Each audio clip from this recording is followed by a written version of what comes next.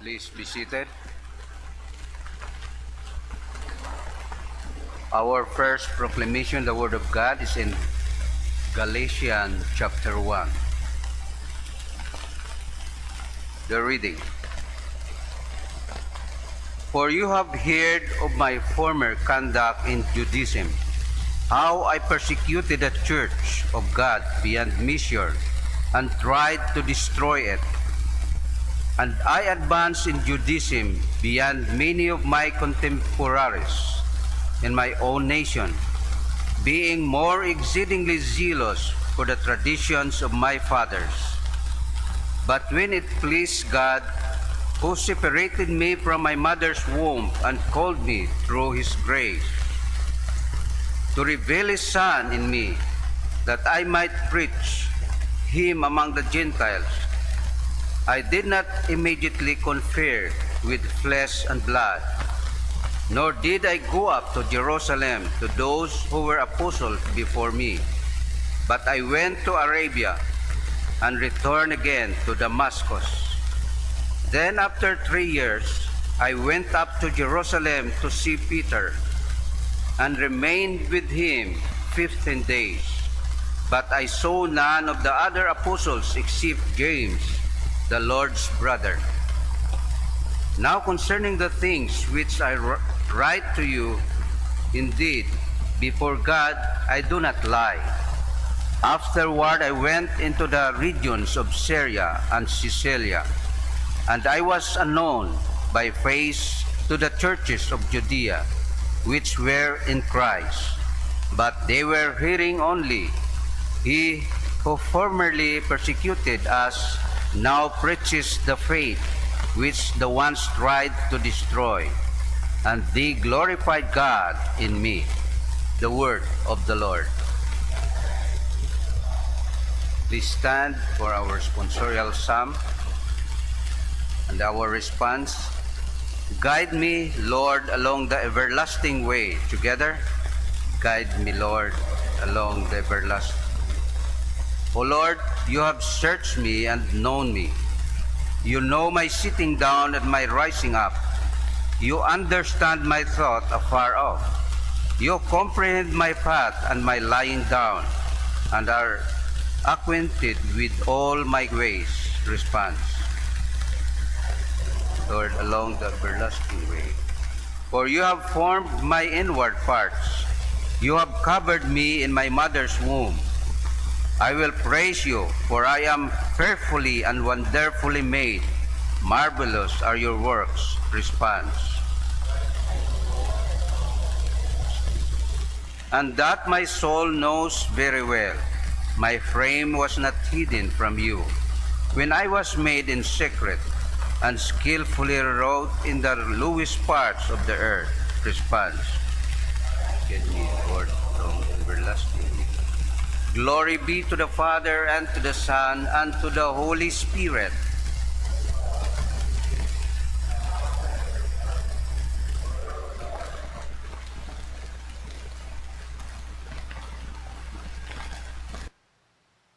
The Lord be with you. With your spirit. The Holy Gospel of our Lord Jesus Christ according to St. Luke, chapter 10. Glory to you, Lord Jesus Christ. Now it happened, and they went that he entered a certain village, and a certain woman named Martha welcomed him into her house. And she had a sister called Mary, who also sat at Jesus' feet and heard his word. But Martha was distracted with much serving, and she approached him and said, Lord, do you not care that my sister has left me to serve alone? Therefore, tell her to help me. And Jesus answered and said to her, Martha, Martha, you are worried and troubled about many things. But one thing is needed, and Mary has chosen that good part, which will not be taken away from her. The Gospel of the Lord. Please be seated. Sa aton nga gospel, they continues the kahapon, mapunsiin si Jesus ang nagpabot na sa mga tao kung gaano kahalaga the commandment is atong Ginoo. Ngayon, after ka nagpano din sanda, ag ito nagbisita kay Mary at kay Martha, ibahan ng mga apostoles. Ngayon, si Maria ay pag-abot ni Jesus, nagpungko ibaw sa tubangan ni Jesus at nagpamati. Sa anong rason? Para ibaw makapamati, itpulong ni Diyos. Dahil sa yun na, dupulong Diyos, makataw ka na kalig-on pagtuo. Ang bukod niyaman doon, sa yun ni Maria, ito'y nagbibigay buhay. Yung nga sa Matthew verse 4, nga hindi lamang nabubuhay ang tao sa tinapay, kundi sa salita rin ng Diyos. Kani, makita natin sa kabuhi mata ni Martha, ay abalang-abalay mo sa mga trabaho din nga ngani ay may bisita doon ay pili nga priority. Kani, hindi may iwasan sa kabuhi ni Martha ay dikramo, no? Ngani makita natin si Martha nagadto ti makay Jesus. Lord manay, wa mo mana panuy na sa kung sila busy ba ako sa akong nga ginahin mo. Pili man lang hamba man na si Mary nga buligan na nako. So magina naton nga si Martha ay balisang-balisa, no? Busy timaw sa nga trabaho. Pero makita samba sa verse 41, ginhamba ni Jesus kay Martha, Martha, Martha, gapaliti ka sa imo nga trabaho ag hindi ka mahimayang sa imo nga ginuobra. Pero sa bato lamang o akong ginkinangan. Impili ni Maria ngay magapamatik ka kung agoy hindi mabuo ka na. Ubot sa baro may manglod, ginapakita ka ito yung Ginoo na piliun naton kung ano ikamayad naton para sa Ginoo. Na kung singim, paagi sa pagpamatik pulong i Diyos. Amen? Halimbawa, sa aton nga Bible study, o kaya sa Sunday Mass, gaano importante nga ita magsimba, magpamati, itpulong i Diyos. Ag sayo naton, dupulong Diyos, daya din halinangin aton nga pagtuo. Amen? Paagi sa pagpamati, pulong i Diyos. Kung makita natin sa kabuhi ni Martha, pareho sanda, no, gi-welcome nanda si Jesus. At makita natin, si Martha, nagpahaom. Pero man yung maging sugo ni Jesus, na para magdigamo, dahil dipili na diyon nga, ano nga gusto.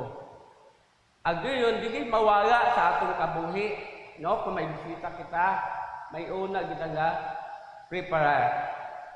Ay, dumduman ko ang giimbita ko sa aton nga mission, ay sa paging sa magtulok. Ay pag-abot kay ito, may isang nanay na masako kita mo sa mga trabaho, maliban yung paom mo mo yang tuga, ay linuso na lang asawa. Pwede man, ay sipi kilala na ako, pwede mo lang ba manaymaw nga buligan na ako, magpaom ba yung ice ba para sa Diyos ba pagtimpla. Abaw ka na, mako na ngay. Pwede sinumaka nga, aywan na mga nairam, pamati alin kita ulang Diyos, mamisa alin kita, balikan galing doon na. After ito, gawat ba mo kami gagi ka paano, gawat mo kami kung ano yung pa daton yung kamon, di ba?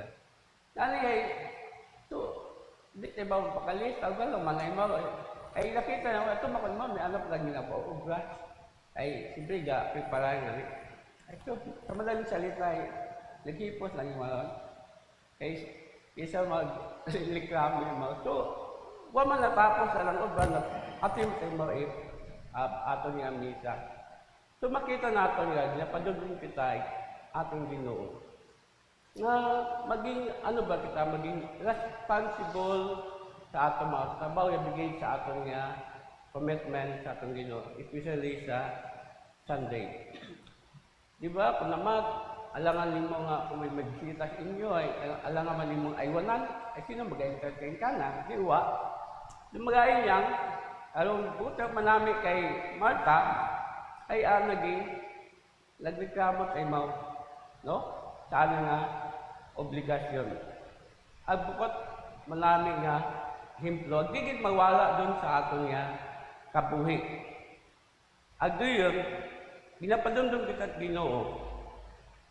Kung kita nag-aobra, itmayan, tabigid sa atong ministry, dapat hindi kita magreklamo. Dahil ginsuod na atong londo, atong obligasyon. Ang doon ay atong doon